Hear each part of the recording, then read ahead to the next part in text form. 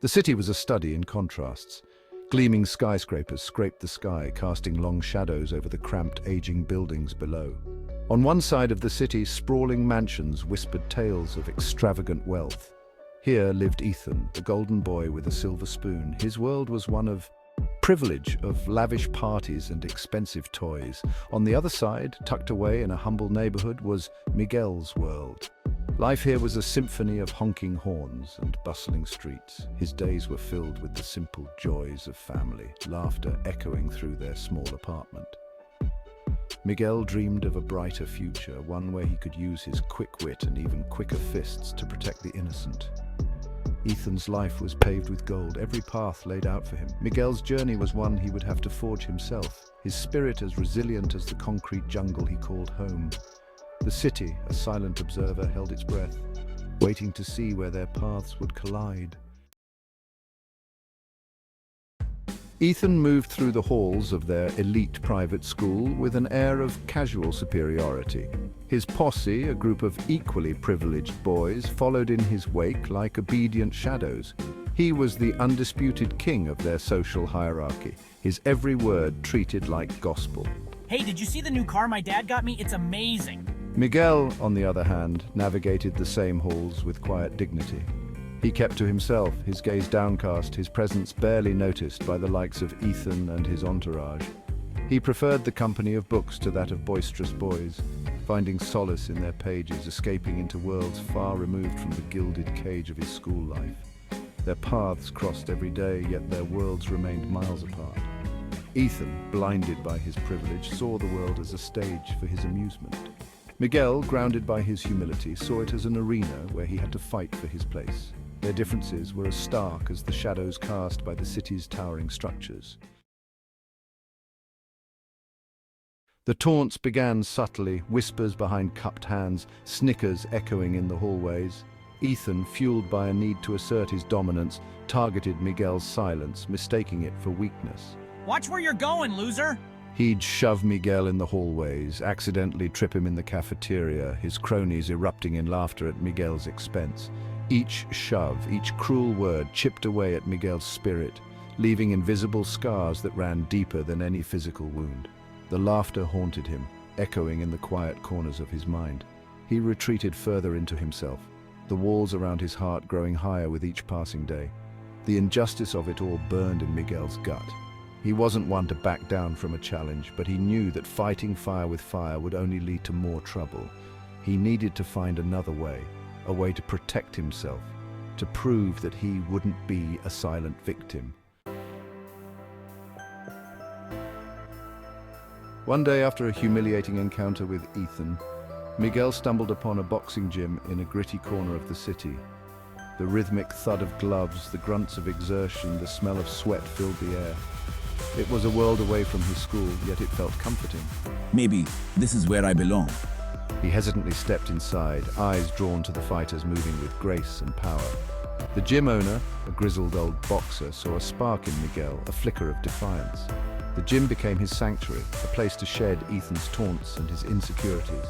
With each punch, he channeled his frustration into something powerful.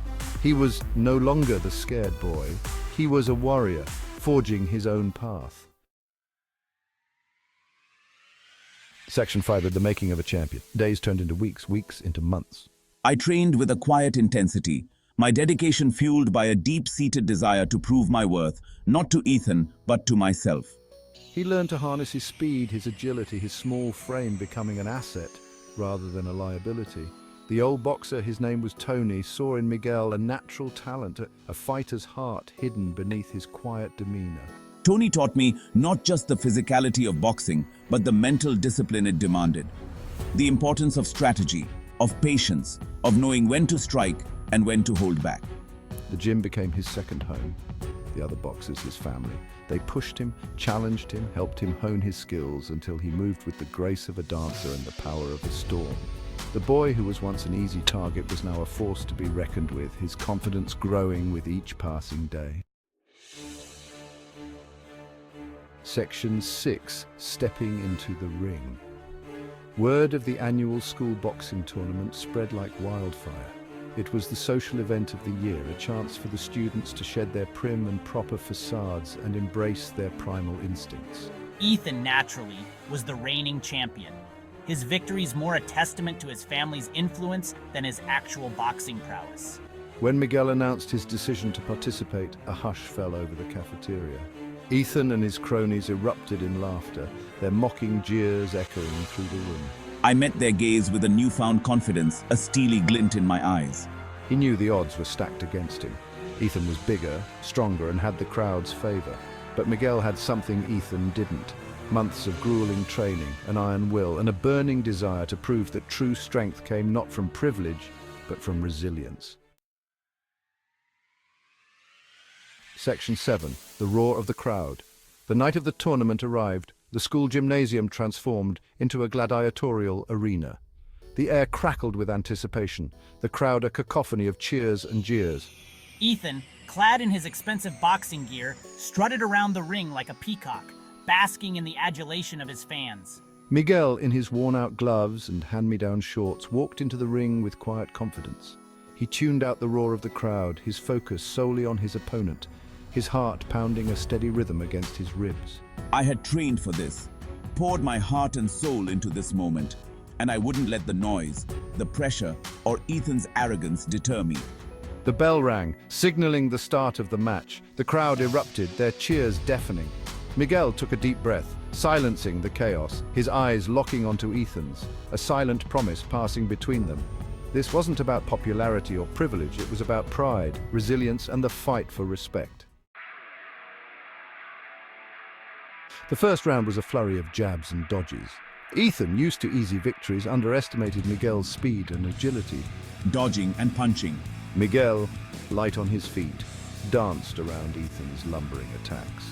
His punches, though smaller, carried a surprising force, each one a testament to his months of relentless training. Missing punches. Ethan, frustrated by Miguel's elusiveness, grew sloppier. His attacks were fueled by anger rather than strategy. Dodging and striking. Miguel, sensing his opponent's frustration, used it to his advantage.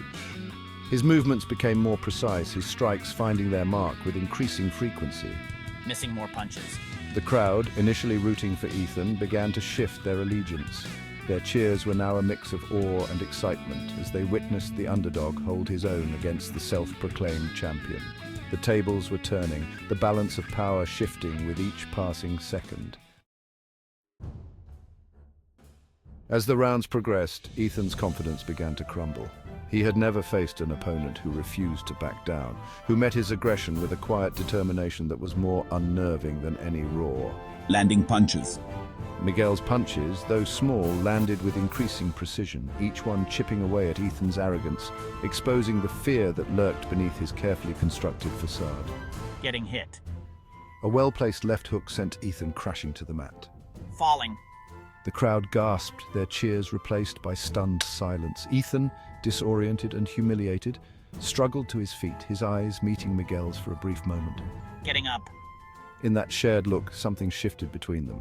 The taunts, the bullying, the years of animosity seemed to melt away, replaced by a grudging respect and acknowledgement of the other's strength. The fight was no longer about winning or losing. It was about proving a point, about redefining what it meant to be strong. The final round was a blur of adrenaline and exhaustion. Both fighters, battered and bruised, fought with the last vestiges of their strength. Throwing punches. Miguel, fueled by a quiet determination, refused to back down. His punches were a testament to his resilience, his spirit unbroken. Trying to fight back. Then it happened. A swift jab followed by a powerful right hook sent Ethan crashing to the mat once more. Falling. This time he didn't get up. The crowd erupted, their cheers deafening as the referee counted down the final seconds. Standing. Miguel, his chest heaving, stood over his fallen opponent, a strange mix of emotions washing over him. Triumph, relief, but most importantly, compassion. He extended a hand towards Ethan, a silent offering of peace, a gesture that spoke volumes about the kind of champion he truly was. Ethan looked up at Miguel, his face a mixture of shock and shame. He had spent his life surrounded by yes-men, people who feared his family's wealth and influence. Miguel was the first person who had ever challenged him, not with brute force, but with unwavering spirit and quiet strength. He accepted Miguel's hand, pulling himself to his feet. The crowd erupted in cheers, a testament to the courage and sportsmanship displayed by both fighters. That night, a bully learned a valuable lesson about true strength.